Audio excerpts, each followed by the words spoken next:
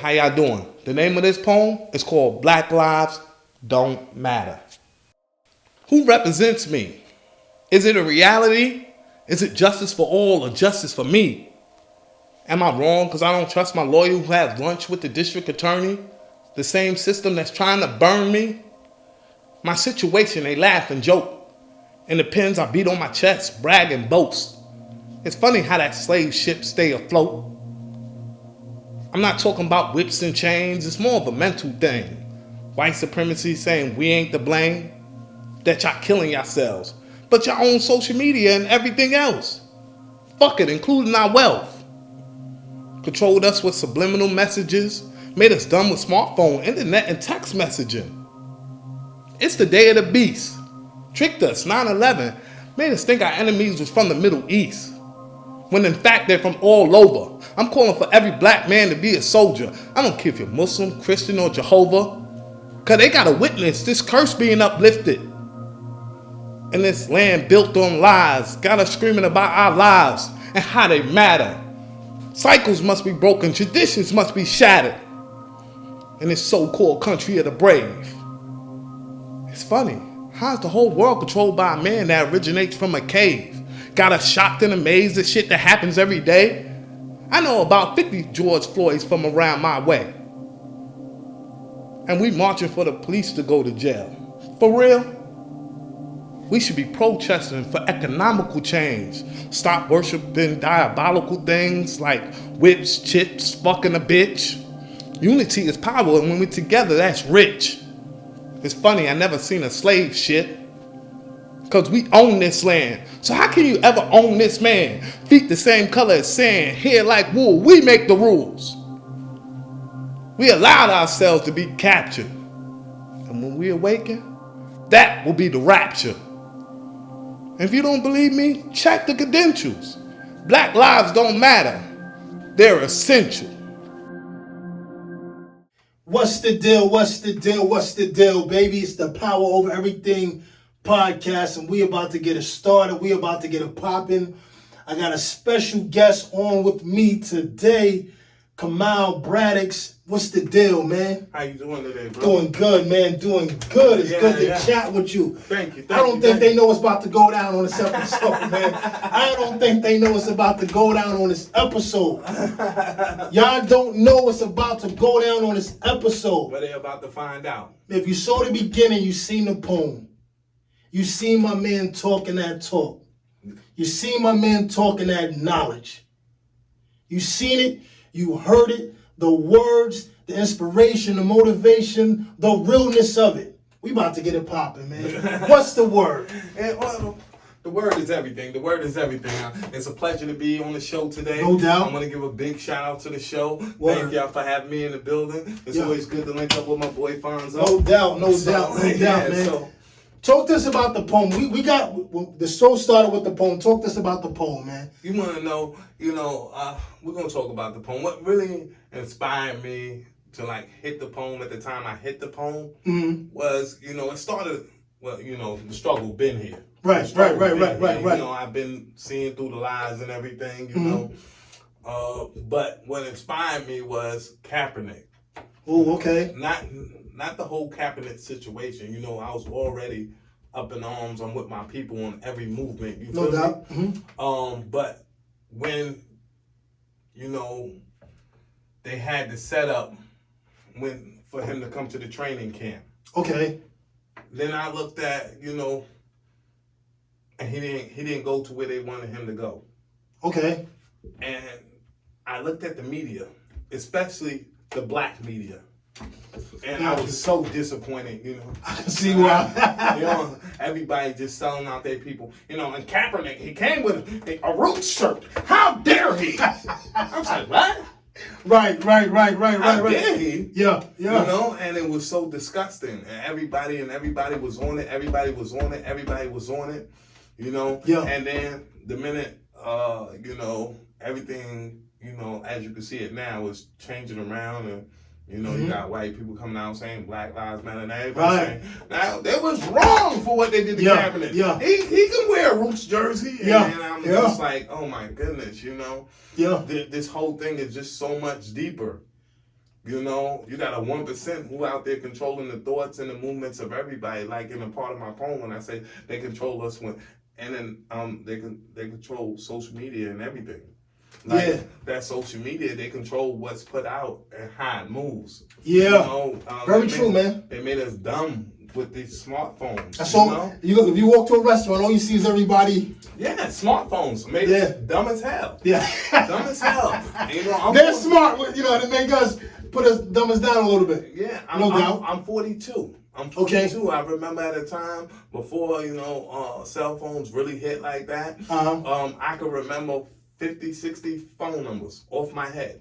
Yeah, nowadays, especially you had the pay phone. You had to go there and remember everybody's number. Phone, the house phone. Yeah. And that's how you made contact with people. You just seen them in person. But the whole thing is now I can't remember 3 phone numbers. Yeah. I can't remember how to get nowhere. I remember the name. You know?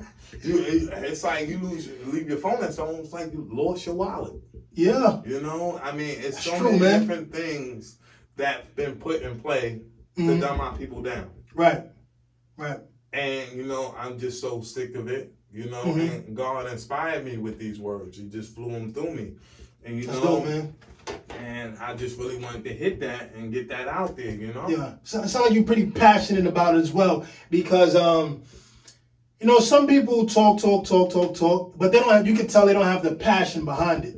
And it seems like you're really passionate about getting the knowledge out there, saying like, yo, this is not right. It's never been right. It's we need to do something about it. You want to hear something crazy? Before I even got the knowledge that I got now, I was always proud to be black. You know, I was always proud to be a part of the black team, even though at this point in time, my team was losing. My team, when I say my team was losing, the odds are stacked against us. We're the majority in the prison system. We're the most unemployed, the most uneducated.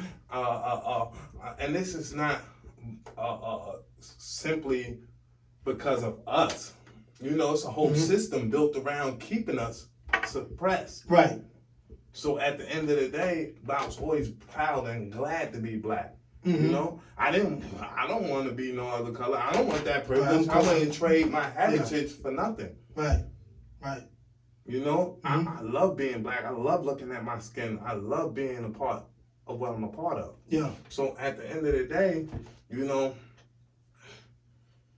I look at all these circumstances around me, and the thing that hurts me the most is my people not being together. Because when my people are together, there is no situation that's going to stand in front of us. That's 1,000,000% true. You gotta look at 1,000,000% true. You gotta look at it like this. It's like a locomotive. If it has 20 carts connected to it and it rams into something, that's devastation. Yeah, everything coming behind it. Yeah. And if you got one, man, it'll be hard, but it's not like good analogy. It's not like that 20. Yeah. So at the end of the day, big difference. At the end of the day, I just wanted to get that message. That message is we need to stop going to people's tables and asking for scraps. Asking for permission. Yeah. We need to stop trying to be equal. Talking about equal rights. We're the original people. Deep stuff, man. Original. Talk. You feel me? Yeah. So at the end of the day, why are we begging for anything? At the end of the day, we can change situations right now. If you look at it, in any given city, there's more than 100,000 black people. Right. And if you do 20 times 100,000, how much is that? That's somewhat. That's 2 million. Correct. Yeah. All right. So if we do 2 million. Yeah. That's a lot of people. Yeah, that's just 100,000 in every city, which is far more. If you just did that a week, 2 million a week, that's 8 million a month. That's 88 million in 10 months. Yeah. We couldn't fund, and we talk about we couldn't fund our own schools, our own police stations. I mean, would we be worrying about the police if we had our own policing? See, I'm from Brooklyn. If you go to certain parts of Brooklyn, the Jewish community, they have their own police, They their got own everything. So, and they're putting their money in the right places. Yeah. Like certain things I disagree with.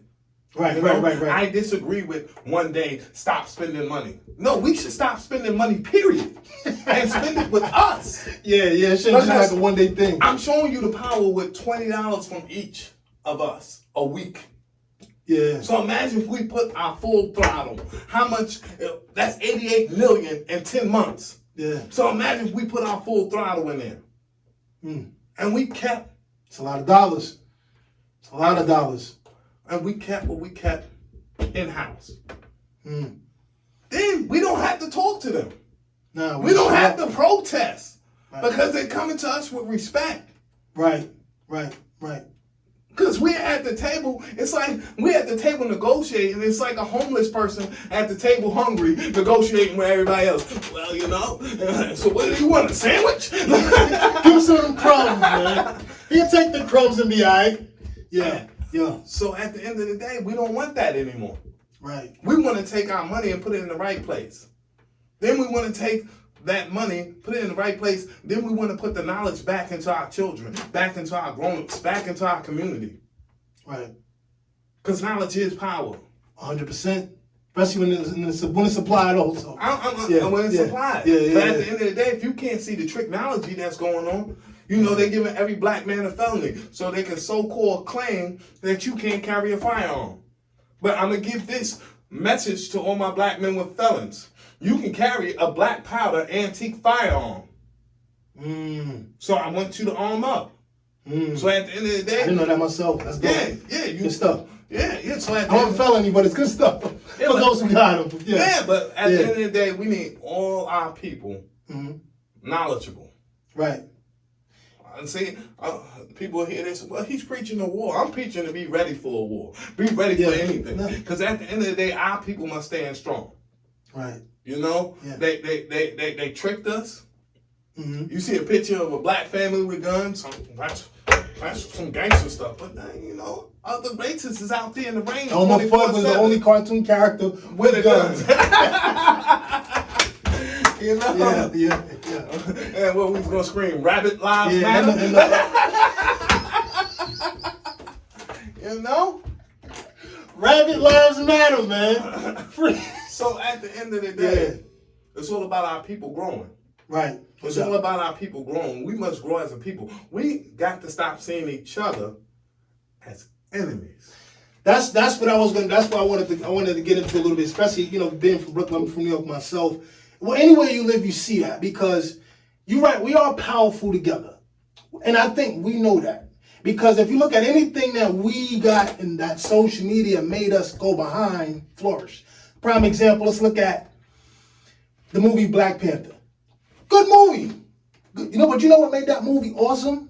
What gave it the power that it had? We supported it. Well, every movie theater, we showed up in the outfits and we put the money behind that movie. Let me give you something better. Go ahead. How social media controls us. I'm going to give you something better. What's his name? Harry Weinstein? Yeah. Harvey Weinstein. Harvey Weinstein. Yeah. Running around raping all the girls and doing all that, right? Bugging out, yeah. Okay. When he went to jail, you didn't hear about it. Right. It was small. It was on the news and it was gone. But they promoted Bill Cosby, who they set up to me in my eyes. Everybody's talking about him like a dog. R. Kelly, same thing. Yeah, but you know why I focus on Bill Cosby? Because we could go with R. Kelly, and then we could match him up with what Playboy Mansion guy. What's his name? Hugh Hef. His first one of his first models, I believe, was underage. Yeah, very underage. Yeah. Okay. Yep. So at the end of the day, and we all knew they was living in the Playboy Mansion, and you knew what he was doing to them in the Playboy Mansion. Right. But nobody. They said, but that's Hugh Hefner. And and it was so funny. I had a conversation with some black girls. And they was like, no, that's Hugh Hefner. That's different from R. Kelly. R. Kelly's a dog. I said, They train us to hate each other. See, Bill Cosby was so influential. He made a super big impact into the African African American community. Yeah. And I'm not just talking about his money. The most important thing that man has ever done was give black people a positive image of themselves on TV.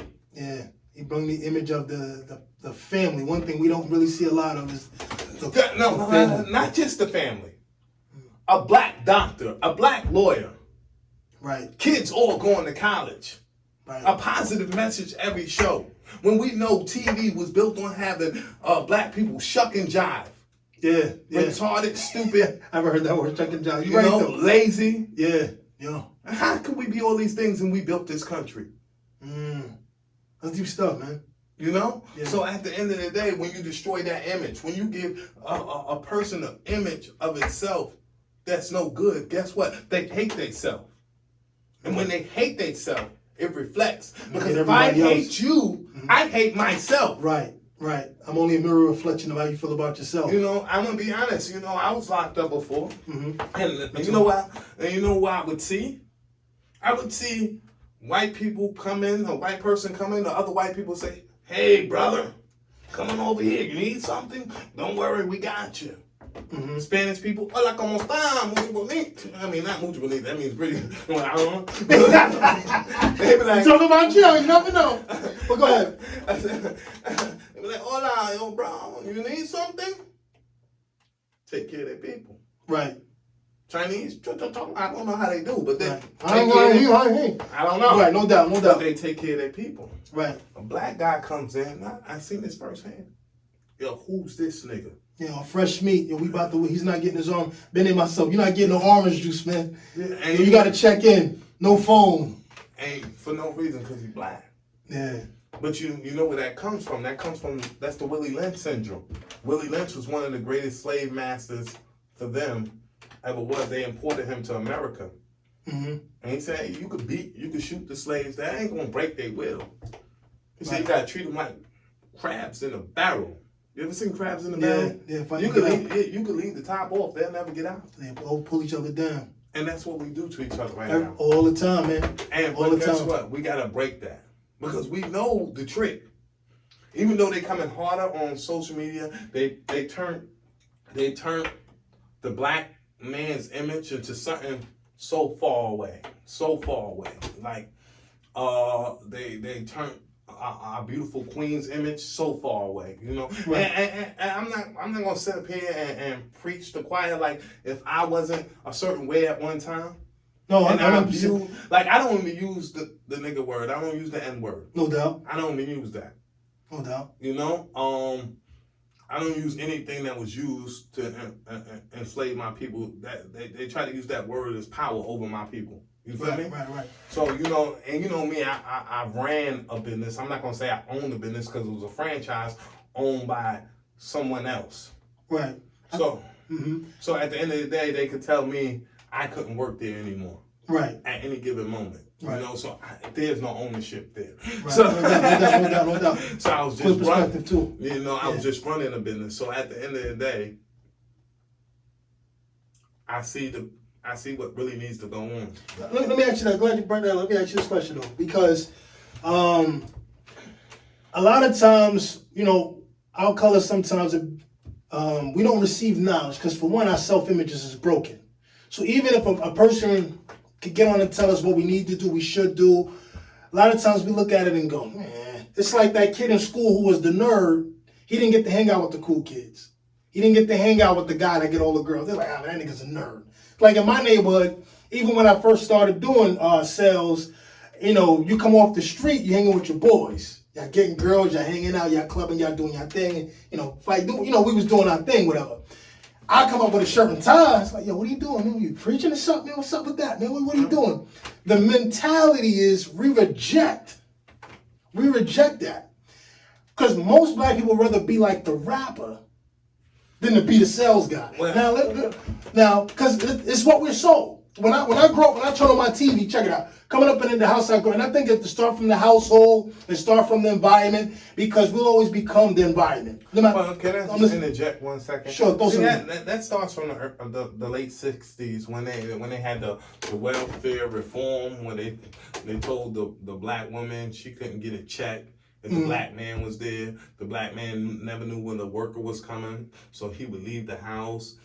I mean, for days and weeks at a time, because he didn't want to jeopardize what they had coming from the government. Then, once that becomes, we're creatures of habit. So no doubt, at the end of the evolution, day, right? At the end of the day, once the man is out of the picture, which so many of us was raised without fathers in the home. Right, a lot of us. Right. Same here. And I'm gonna tell you something. I was raised by a father in the home, but my mother worked for EMS for so many years. My father retired from transit. My father retired from transit. Brooklyn? Yeah, well, in the Bronx. Brooklyn. Yeah, so he retired from transit. So I had good parents, but my father wasn't there. So at the end of the day, my mother's working all day. I got my big sister. So I could basically say TV and the streets. Right. Even though I was instilled with good morals. But you made the reason I started touching that because I must say though, there's something that switched in you because you went into a business, and this is how if anybody watches how we met in the business.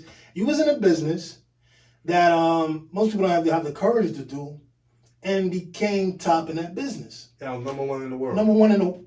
Say that again. I was number one in the world. Camera, man. Number one in the world. Now listen. Now we both can agree that this is not easy.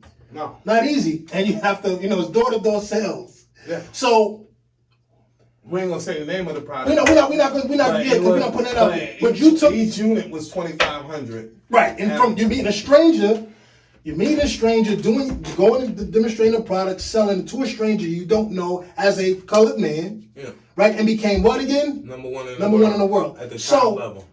So for a kid that's watching, now I'm not gonna get into how profitable that can be. Just we're not gonna go there, right? If you want to, we can. But the point I'm making is this: would it be fair to say that if a person want to do something with themselves, they can do it? Yeah, you can always do something with yourself. Because you came from where now? Came from Brooklyn. I'm from Brooklyn. Came from Brooklyn. Right? You was number one in the world in a very, very challenging business. Yeah. It takes a certain there's a certain mindset you gotta have to do that. Yeah. For you to just say my dad wasn't in he wasn't in the household. So this fair to say that we really don't have no excuses. If we really want to do something, we can do it. But that takes me back to the beginning of the conversation. Go ahead. Where it's no excuses. We should be controlling our own finance. So what would you say switch? What would you say? What would you say switched in you to make you go, instead of being a street dude, to go, you know what? I'm gonna do this, and I'm not only gonna show up and do it. I'm gonna be number one at it. Let me show you something. When I was a street dude, I was like that. I lived, breathed, ate that. I was a real street dude. Like no doubt. I was what they call a gorilla. Okay. Yeah, no doubt. And I wasn't play with it. And what really changed me was when my oldest daughter, she was about 8 months. I was locked up, and she came to see me, and everybody's on the dance floor. That's called we call it visiting. Visiting, yeah. Yeah, the dance floor. And everybody's out there, and she's playing with me like it's normal. And slapping my face and everything, and I look around and I see all the children doing the same thing, like happy, they laughing, and I'm like, yo, this has to stop here. There's no way I want my daughter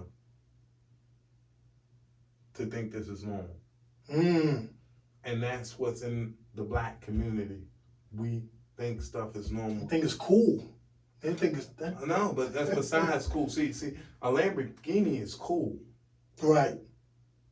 But to think that this is normal, a part of your life, this is what you should go through, this is what you're going to go through, that's unsettling.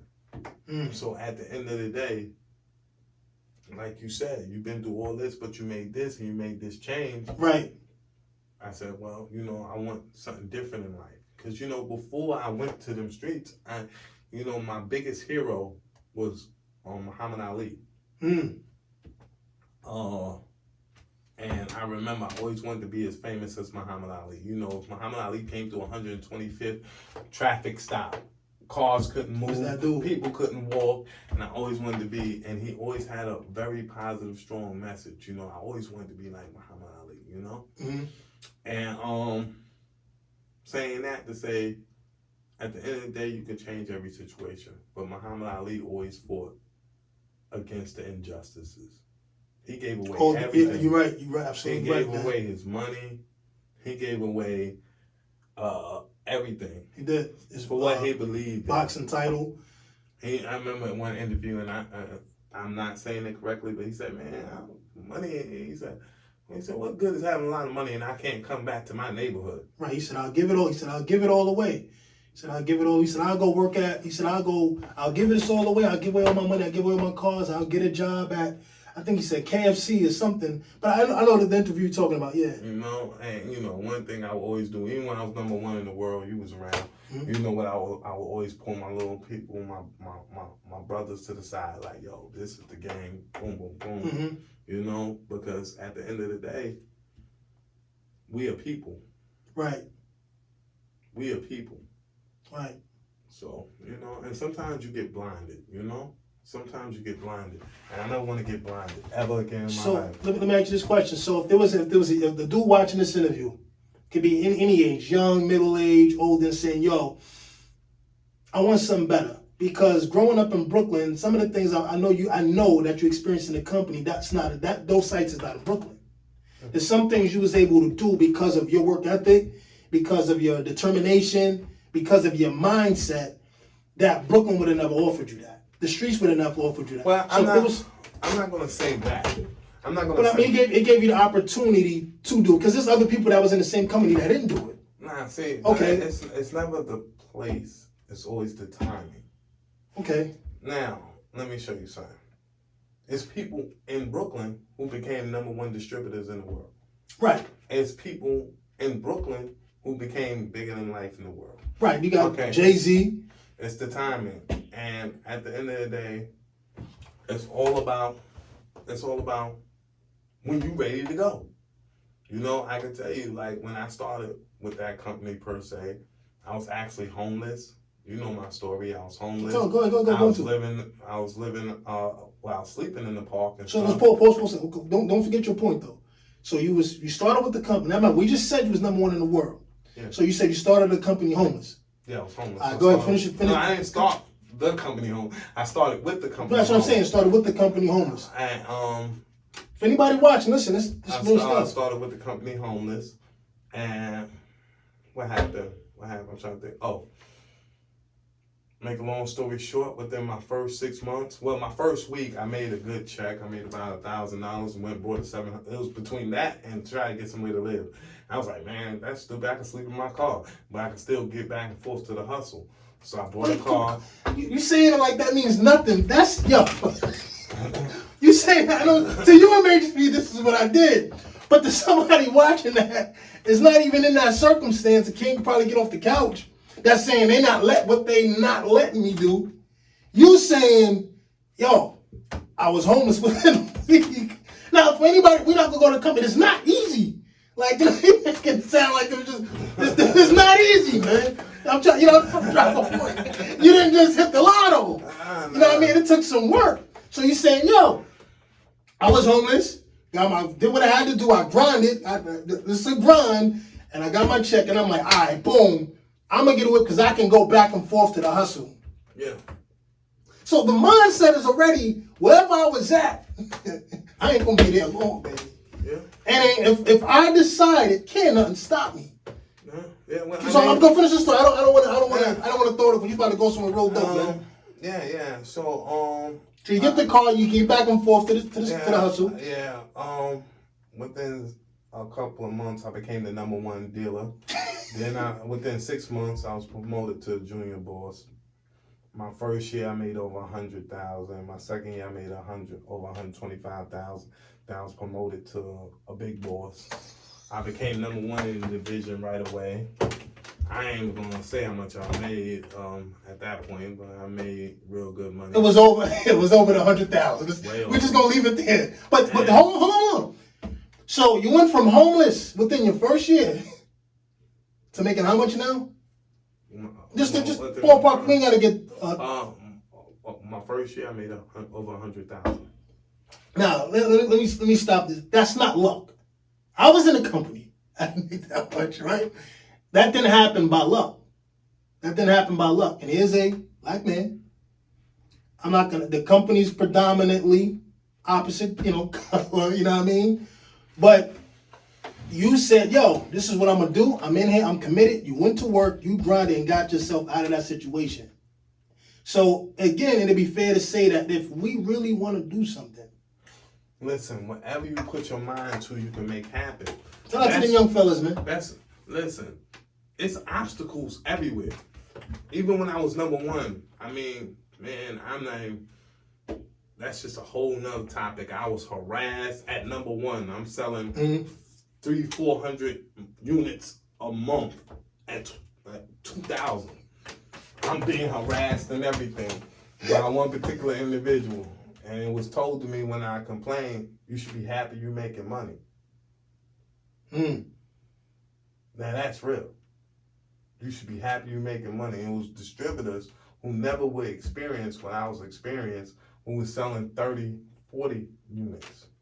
So there was obstacles that, make things. Yeah, I was there, but it still had its BS. But you took it and said, you know what, I'm going to still do my thing. Yeah, so at the end of the day, and that brings me back. Like, I'm never saying you can't do nothing. Right. We know the obstacles that's there. We need to go hard. But what I'm saying is, we don't need to keep looking for people to hand us out, to help us. You know what Steve Harvey said? And I just was like, oh, it disgusted me. He said, in order for this to work, we're going to need white people in it with us. I said, what? How retarded does that sound? When we can handle our own things, if we came together, that's the whole thing. We can make it much easier. We'll have our own privilege. Right. Do you think a lot of these successful people just grinded hard and went through the obstacles I went through and so many other black people went through? Nah.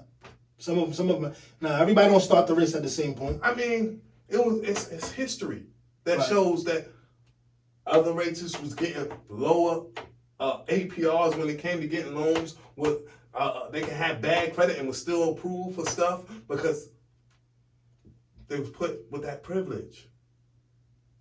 When I couldn't get that loan unless I had a 700 beacon. But guess what? I'm going to do whatever it takes to get that 700 beacon because I'm a hustler. But guess what? Don't ever count us out because that should show you how strong our people are. Right. Because all the obstacles, we still make it happen. That's true. One thing I'll say about us as a people, even people that grow up through the struggle, is that there's one thing you can't take away from a black man, young, middle age, is that we got to resolve that a lot of races, especially in the U.S., I can't talk about what's going on in India, Afghanistan, they got their conditions as well, but we got to resolve and resiliency that we have to develop because of our circumstances that a lot of people don't even have to. But you got to look at that same resolve from slavery, so-called slavery. Right. So we've always had something in front of us we had to climb over, trumble over, fall, Because when I say so-called slavery, we allowed ourselves to get in that condition because there's no way. Like I said, at our toughest being, anybody can enslave us. That's some deep stuff, man. But at the end of the day, see what they did? They made music. The master said, well, we're going to keep the good part of the pig. Right. Y'all take this. And they made it a food that they eat to today.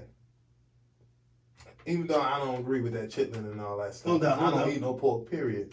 No doubt. But at the end of the day, we are known for taking bad situations and making them great. My last guess was the same similar bad situation turned great. We've done that amazing. Look at Michael Jordan with the basketball. Look at some of us with just the microphone. Guys just taking a microphone, turning that into billion-dollar corporations, billion-dollar businesses. And that's just not focused on that. I mean, look at all the prominent doctors. Look at all the creations. If you look at the cone, the peanut butter. I mean, it's if you look at majority of the creations that was created in America, it was created by a black man, and the idea was stolen. Yeah.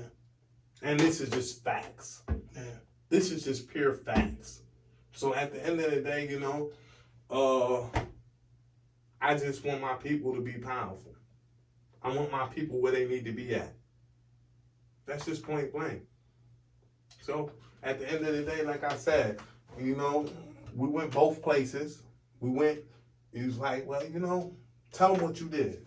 You know, I did a lot in my life. My life is a movie. Trust me. Can imagine.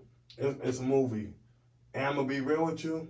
The trick is, during my course of success, I've had more of my people try to bring me down. And I'm not even mad at them because that's the programming. Right. That's the programming. Right. And we gotta stop that. We gotta put the message out there. We just gotta, man, I'm telling you, I can see it coming. My people's a resilient people, a beautiful people. Very powerful. Yeah, but once we get our mind off of, there's certain things we gotta pull our mind off. We gotta pull our mind off the BS. We gotta pull our minds off the nonsense. Yeah, we gotta the only time, and I'm gonna say we join in because I get on my phone and do my thing too. But the only time it seems we come together is when the media tell us to. You know, like look at the power of the protest. Yeah. And I was just about to talk about that. And that's what we need to stop. Yeah. We need to stop marching. Fuck out of here. Pardon my language. Fuck out of here. We need to stop the fucking marching. Yeah. Fucking, we've been marching for 60 fucking years. Yeah. That shit is worthless. Yeah. You see, I like them brothers coming with the hammers and all that. That's the Black Panthers. Yeah. That's what the Black Panthers did in the 50s and the 60s, and they labeled them public enemy number one for protecting a neighborhood. Fuck the marching. Every other ethnic does that. I know in was it the Bronx or Brooklyn when they went to go, a group of protesters going down. I think it was the Dominican block. The Dominicans came and was like, nah, not here. Yeah, but I think in the neighborhood in Brooklyn too. But you know, that was being done before. Right. Our brains have been washed. Like you know, GD. They call them gangsters disciples. It started as God's disciples. Okay. Okay. Yeah. They had the whole neighborhood under protection. Right. They was getting $1 million grants. You know, our gangs that they made into gangs was built for beautiful reasons. Right. 99% of the gangs was built just to protect that area, protect that street. Right. And even in New York, there's certain streets that if they don't, you know, it's only looked as a bad thing, but they're there to protect the street from, the strays and the. So at the end of the day, problem starters. At the end of the day, we're up here protesting. When we should be, I'm telling you, if we would put our money together, put our resources together. First, that's the first step. Put our resources together. Because once our resources together, that brings us together. Next step, knowledge. Well, pardon me. Knowledge and resources are together. Next step, make sure we arm the fuck up. And we protect our own neighborhoods. We protect our own neighborhoods. We wouldn't have to march no more, I promise you. We own the property throughout. So, okay, where we at right now? We own 600 acres over here. And we armed to the T. And they know if anybody come over here and mess with one, they're messing with all. Oh, that's right. Do you think they'll just be doing anything? They have to give us our respect. The police would be like, nah, they police themselves. They good. I wouldn't go over there. They good. And if they came, they'd be very cautious. They'd probably call someone first. Hey, we got a little situation with Ramel. Yeah, we want to know if we can talk to Ramel. Right. Do we have the okay to kind of, Right. We're not going to come in there crazy. Yeah. Because when we arm up and band up together, it's a different image. Right. I'm gonna be real with you. Don't you notice all the black people who are shot and killed by police are, I'm gonna say 100% of the time, unarmed. I haven't been a case of them saying we took his gun, then we shot him. They ain't been okay. That's not none of the cases. Even they shot the one brother, killed him. Oh, may God rest his soul. But his gun was on his side, like I got a gun. But imagine when they come up and it's 10 brothers, armed to a T. Yeah, hey, how may I help you? They like, well, we're getting a little phone calls over here. We just turn the music down. It's a different story. Yeah. It's a much different story. And I think that the thing is, if we could stop destroying each other, because we march and we protest and we do our deal, but then you flip on another channel and see black man kills another black man, guy's gunned down. And I think if we, and I'm glad you're doing your poetry. Let me show you. Speaking a lot. Let me show you. I'm glad you went back on my poem. I'm gonna tell you what happened with my poem. This was the craziest thing ever.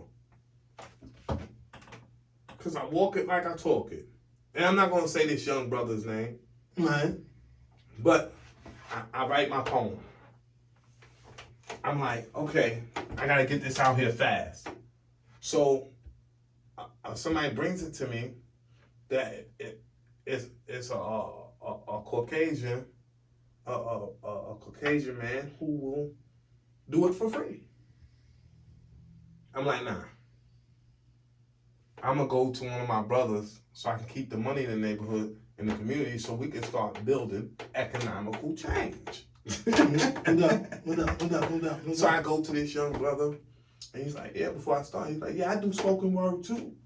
So I'm like, all right, cool, let's go, let's get the video, let's shoot the video. I pay him in advance, and as soon as we get there, we shoot a little, and then he's like, oh, it's over. And I'm thinking we're gonna edit and do everything that day, because that's what we discussed. And he's like, wait, let me get payment. That's when I paid him. And I paid him, and he goes, yeah. So, no, first and foremost, it's over. And we'll do it later, because I'm 72 hours. But you can come back tonight, and I'll show you what I've done so far. I said, cool, no problem, Because if you'd have told me 72 hours, I probably wouldn't even done business with you. Yeah, I'm straight on that, yeah. I'd have found somebody else, Yeah. But we already started the process and everything. So then next thing you know, I come back that night, he not there. I finally get home, I call him, I'm like, yo, what's going on? I was at the station, what's going on? He's like, well, I'm not there, obviously. I said, it's obvious. Now, he's talking to me crazy. I'm 42. He's about 25, 26.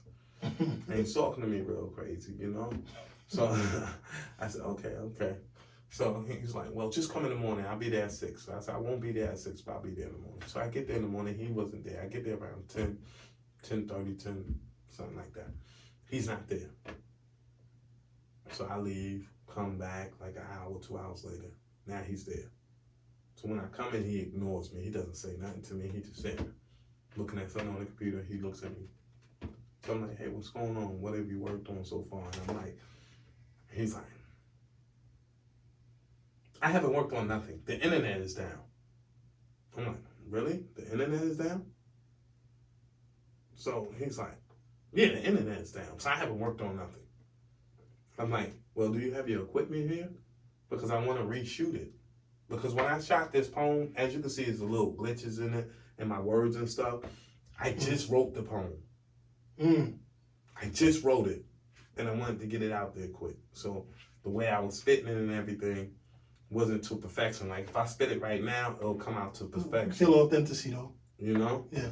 And so he's like, and he's talking, and he's doing little movements like if he's gonna steal my poem and stuff. So then he starts talking to me crazy. You're not gonna micromanage me. You're not gonna be on my back. And I'm like, oh, dude, first and foremost, you told me to come. And he's talking to me crazy, I mean, real crazy. So he's like, cause I don't need you. Can get, I give you money. I say, you know what? That's the best thing. That's the best thing. And Fonzo, I'm pretty sure you heard how I can get when I'm mad. Yeah. And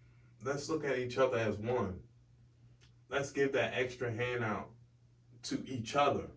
You know, people will hear this and, but what about other races? Other races are not in the condition we are in. And it starts with self-love. So stop loving one another. Big time. Big time. That's, you can say that. Self-love.